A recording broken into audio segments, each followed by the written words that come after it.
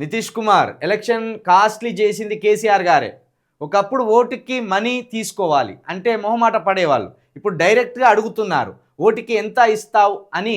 ఇలా తయారు చేసిందే కేసీఆర్ గారే.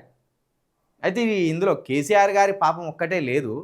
ఒకప్పుడు కమ్యూనిస్టు కాంగ్రెస్ ఉన్నప్పుడట ఈ కమ్యూనిస్ట్ వాళ్ళు జస్ట్ ఆ రోజు తిండి పెట్టడమో, ఎందుకంటే మనం క్యాంపెయినింగ్లో ఉంటాం కదా, వాళ్ళకి తిండి పెట్టడమో ఏదో ఒకటి కళ్ళు బొట్టు అదో ఇదో పోసేదట. ఇది ఉన్నదట, కొంత మొదటి నుండి కూడా ఉన్నదట. ఎందుకంటే మన కోసం కష్టపడ్డోళ్ళకు ఆ సాయంత్రం చిన్న విందులాగా అన్నం పెట్టడమో, లేకపోతే అప్పుడున్న కళ్ళే కదా అప్పుడు నాటు సారనో అవి ఇవి ఇచ్చేదట. ఇది ఎన్టీఆర్ గారు వచ్చినాక ఈ పైసలు మొదలైనాయట పంచుడు అనేది. ఎన్టీఆర్ గారు వచ్చినాక తయారైంది. ఎందుకంటే ఎన్టీఆర్ గారు గ్లామర్ ఫీల్డ్ నుండి వచ్చిండు కదా, బొచ్చడు డబ్బు పట్టుకొని వచ్చిండు, కావలసినంత పైస ఉన్నది, జనాల మీద పైస సంపాదించిండు. ఎన్టీఆర్ గారు ముఖానికి రంగేసుకున్నాడు, ఈ యాక్టింగ్ పేరుతోటి నటించిండు, ఆ వచ్చిన పైసతోటి రాజకీయం చేసిండు. ఆయన రాజకీయం చేసుడు కూడా ఎంత తెలివిగా చేసిండు తెలుసా? తెలుగు జాతి మనది, నిండుగా వెలుగు జాతి మనది, ఇలాంటి పాటలన్నీ ఆయన రాజకీయం ముందు వచ్చే ముందు వీటిని ప్రజల్లోకి సినిమాల ద్వారా ప్రజల మైండ్లోకి మెల్లగా వీటిని ఇంజెక్ట్ చేసిండు.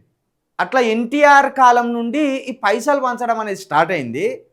కొంత ఇది రాజశేఖర్ రెడ్డి గారి దగ్గరికి వచ్చినాక ఇక కొంత ఇంకా వికృత రూపం దాల్చింది. అంతకు ముందున్న చంద్రబాబు నాయుడు దగ్గర ఇంకా వికృత రూపం దాల్చింది ఇది, ఈ పైసలు పంచే చర్యలు. అది రాను రాను కేసీఆర్ గారి దగ్గరికి వచ్చే వరకు చిన్న రాష్ట్రం అయిపోయింది, సంపద పెరిగిపోయింది. ఇక కథ మీద ఇంకా ఒక భయంకరమైన స్థాయికి పోయింది ఈ పైసలు పంచడం అనేది. చేతి నిండా పైసలు ఉన్నాయి, అధికారం కావాలి. అధికారం కావాలంటే ఇక ఎంత డబ్బైనా పెడదాం మనం. ఎందుకంటే ఒక్కసారి కుర్చీలో కూర్చున్నాక కుర్చీలో కూర్చున్నోనికి ఇక కుర్చీ దిగబుద్ధి కాదు.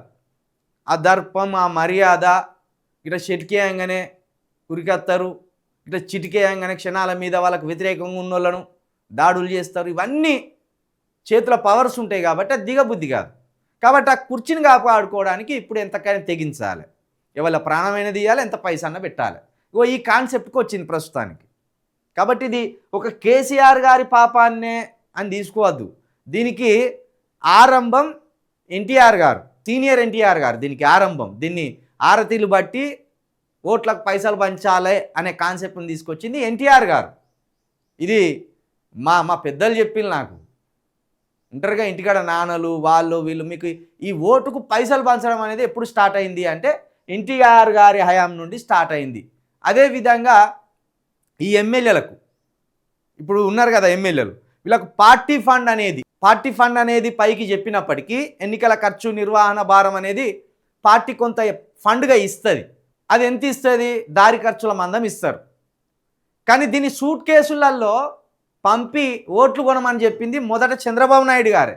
ఓ నియోజకవర్గానికి ఓ దళిత లీడర్నో, ఓ బీసీ లీడర్నో, ఎక్కువ ఎస్టీ లీడర్నో వీళ్ళ గుమాస్తాలుగా ఎంచుకుంటారు. ఎంచుకొని ఇగో 50 లక్షలు ఇస్తా, ఆ కాలంలో 50 లక్షలు, 1 కోటి 2 కోట్లు ఇస్తా, పంచుకొని రాపో, ఓట్లు కొనుక్కొని రాపో అనేది.